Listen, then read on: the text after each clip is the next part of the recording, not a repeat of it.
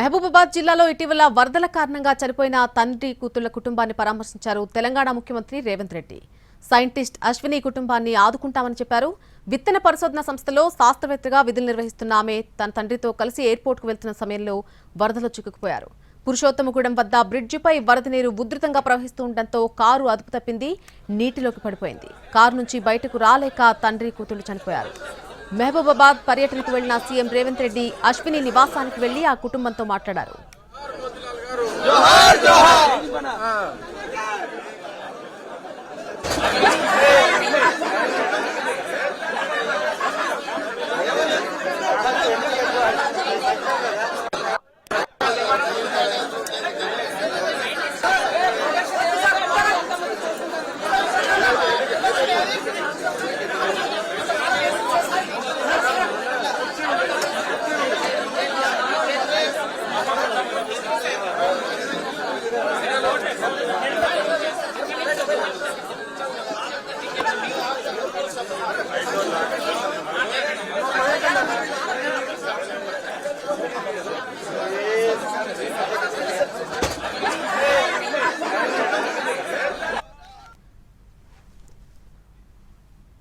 మహబూబాబాద్ జిల్లాలో ఇటీవల వరదల కారణంగా చనిపోయిన తండ్రి కూతుళ్ల కుటుంబాన్ని పరామర్శించారు తెలంగాణ ముఖ్యమంత్రి రేవంత్ రెడ్డి. సైంటిస్ట్ అశ్విని కుటుంబాన్ని అన్ని విధాలా ఆదుకుంటామని చెప్పారు.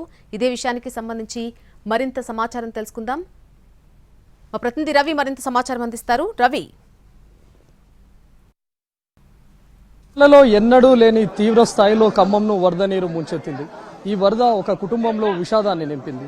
ఖమ్మం సమీపంలో ఉన్నటువంటి గంగారాం తండాలో ఒక యువ శాస్త్రవేత్త అశ్వినితో పాటు తండ్రి కూడా మరణించారు. వీళ్ళిద్దరూ హైదరాబాద్ శంషాబాద్ ఎయిర్పోర్ట్ కని గంగారాం తండా నుంచి బయలుదేరారు. బయలుదేరినటువంటి గంటకు ఆకేరు వాగు దాకా చేరుకున్నారు. ఆ వాగు మీదుగా ప్రయాణం చేద్దామని చెప్పి అనుకున్నటువంటి టైంలో ఒక్కసారిగా వరద వీళ్ళు ప్రయాణిస్తున్నటువంటి కారును ముంచెత్తింది. వాళ్ళు వాగులో చిక్కుకొని పోయారు. ఆ తర్వాత కారు వరద ఉధృతికి కొట్టుకొని పోవడంతో అటు అశ్విని తండ్రి మోతిలాల్ ఇద్దరూ చనిపోయారు. ప్రస్తుతం మనం గంగారాం తండాలో ఉన్నాం. వాళ్ళ కుటుంబ సభ్యులు కూడా ఉన్నారు. కొద్దిసేపటి క్రితమే సీఎం రేవంత్ కూడా వాళ్ళ కుటుంబాన్ని పరామర్శించారు. అసలు ఇన్సిడెంట్ ఎలా జరిగింది? అశ్విని ఎక్కడ వర్క్ చేస్తుంది? అశ్విని ఛత్తీస్గఢ్ రాయ్పూర్లో చేస్తుందండి. తనకి కాన్ఫరెన్స్ మీటింగ్ ఉందని ముందు రోజు మెసేజ్ రావడం వల్ల తప్పని పరిస్థితిలో అంత హెవీ రెయిన్లో కూడా వెళ్లాల్సిన పరిస్థితి వచ్చింది. పొద్దున 3:45 అట్లా బయలుదేరారు. అక్కడ చేరుకునేసరికి 4:30 అయింది ఆ ప్లేస్లో, ఆ ఘటన జరిగిన ప్లేస్లో. కానీ ఇది చాలా ఘోరమైన సంఘటన ఇది మా ఫ్యామిలీలో జరగడము. అదే రాయ్పూర్కి డ్యూటీకి వెళ్తుండగానే ఇది జరిగిందండి. అసలు తను రాయ్పూర్ నుంచి ఎందుకని గంగారాం తండాకు వచ్చింది? ఇంట్లో ఏదైనా కార్యం ఉందా, లేకపోతే ఏమైనా సెలవులు ఏమైనా ఉన్నాయి? తను ఎందుకు వచ్చిందంటే వాళ్ళ అన్నయ్యకి ఎంగేజ్మెంట్ ఉండేది. ఎంగేజ్మెంట్ కోసమని ఒక 1 వీక్ లీవ్ తీసుకొని తను లాస్ట్ సాటర్డే వచ్చారు. లేకపోతే తను వచ్చేది కాదు, పాపం అక్కడే ఉండేది. ఆ ఎంగేజ్మెంట్ వల్ల, వాళ్ళ అన్నయ్య ఎంగేజ్మెంట్ వల్ల రావాల్సి వచ్చింది. అన్న ఎంగేజ్మెంట్ కానీ వచ్చినటువంటి అశ్విని వరదలో చిక్కుకుపోయినటువంటి టైంలో కూడా కొంతమంది కుటుంబ సభ్యులకు అదేవిధంగా పోలీసులకు కూడా కాల్ చేసింది. అశ్విని కాల్ చేసినటువంటి వ్యక్తి కూడా మనతో ఉన్నారు. అశ్విని మీకు ఏ టైంలో కాల్ చేసింది? అసలు ఏమని చెప్పింది తను ఆ టైం? అంటే 4 o'clockకి కుటుంబ సభ్యులు అందరికి ఫోన్ చేసింది. కొంతమంది కుటుంబ సభ్యులు ఎవరు ఫోన్ తీయలేదు. అయితే అంటే మా డాడీ తీశారు 4 o'clockకి. తీసిన తర్వాత ఇలా కాపాడండి అన్నయ్య, మేము ఇలా చిక్కుకున్నాం, మెడ వరకు వాటర్ వచ్చాయి, మమ్మల్ని కాపాడని రక్షించని ఆ టైంకి చెప్పారు. అయితే సిస్టర్ని కూడా నన్ను కూడా అడిగారు అనమాట, కాపాడు రక్షించు అని. అయితే ఎవరు ఆ 4 o'clock టైంకి అందరికి కాల్ చేసింది. ఆకలికి 100 వాళ్ళకి కూడా, పోలీసు వాళ్ళు కూడా కాల్ చేసింది. ఎవరు రెస్పాన్స్ కాలేదు. ఇక ఆ టైంలో మీరు అడిగారా ఎవరైనా పోలీసులకు? డయల్ 100కి ఏమైనా చేశారా? పోలీసులు ఎవరైనా వచ్చారా అని? ఆల్రెడీ అందరికి ఫోన్ చేశాము. అందరు అలర్ట్ అయి ఉండరు, కాకపోతే అంతగా తెలియదు. అక్క కూతురు అశ్విని, మా అక్క కూతురు. మా అక్క చిన్నతనం, మా అక్క వాళ్ళకి కూలీ నాలి చేసి కుట్టు మిషన్, మా బావ కుట్టు మిషన్ చేసి కష్టపడి ఎంతో ఉన్నంత చదువులు చదివించి ఒక స్థాయిలో ఆ పాపని ఒక స్థాయిలో ఎదగాలి అనే మా బావకు ఒక కోరిక. ఆ కోరిక పరంగా మా పాపకి ఉన్నత చదువులు చదివించారు.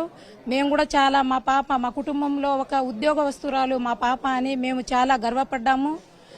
తద్వారా మా పిల్లలకి కూడా మా అక్క అక్క ఎట్లా చదువుకుంటుందిరా, మీరు కూడా అక్కకి ఉదాహరణ చేసుకొని అలా చదవాలి అని మా పిల్లలకి మా పాపతో మేము ఉదాహరణ చెప్పించేవాళ్ళము, అలా చదవాలి అని చెప్పేవాళ్ళము.